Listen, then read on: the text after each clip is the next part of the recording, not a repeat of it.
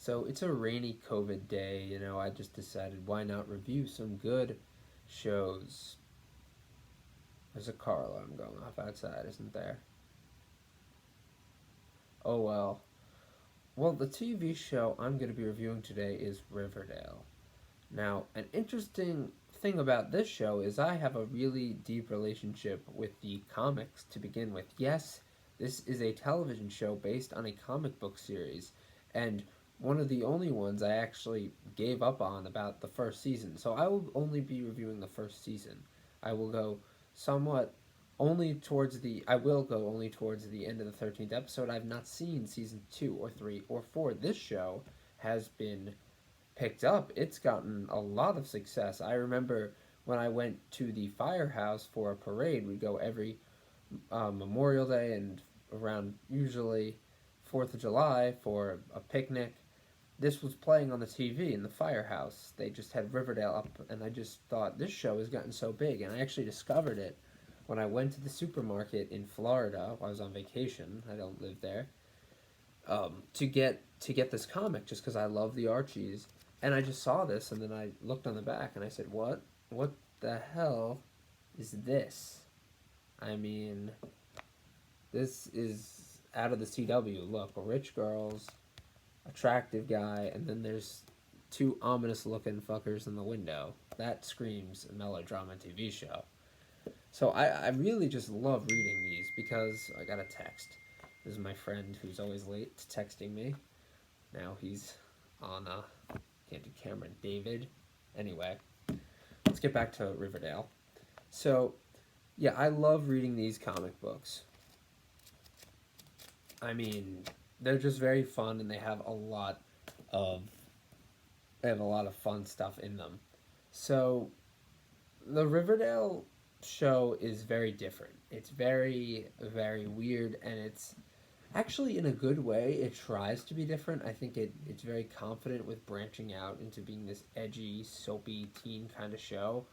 But the bad thing about it is it really doesn't capture the just fun youth of the show. I mean, the show's about kids like Scooby Doo having fun. There's no way you could get ratings, or no way you could actually film a show like that and make it not hokey, like the Brady Bunch. I mean, I don't think anyone would watch a show like that. I certainly would, and I would say this is really weird, but it's really cool. But of course, they took it down a completely different, edgy route, and they tried to make a sexual assault scandal like revenge plan the third episode, and my head was spinning like, oh my god, they've changed Archie. They've completely changed Archie. They've even made Jughead and um they made Jughead and Betty, you know, won't even say it. And the song that's playing while they do this is Believer by Imagine Dragons. So it's just really weird, man. There's a lot of weird musical choices too. Um, Now, here's the big problem with Riverdale. Um, it's just the problems is it just introduces a ton of subplots, notably. And again, I did not even go past the first season. I'm just reviewing the first season for you. It seems like it's really going out of its territory. I mean, Jughead is already involved in a gang war. That happens. There's a gang war in Riverdale. Two sides of the town. They're split. There's a bad side and a good side. And they do try to, emphasize it, but oh my god, I'm going on a tangent. Before I go on this tangent, remember what I said about there's two sides. They always emphasize stuff, okay? And the other melodrama is with they introduce a killer or someone gets shot at the end of the first season, and it just really amps up the ridiculousness. Also, Archie is having sex with a teacher, which is just another thing that feels completely not comic worthy, man. I mean, these are good kids. Look at these boys. They're in Santa's sack. They're on a beach having fun. I mean, they're not committing crimes or anything like that.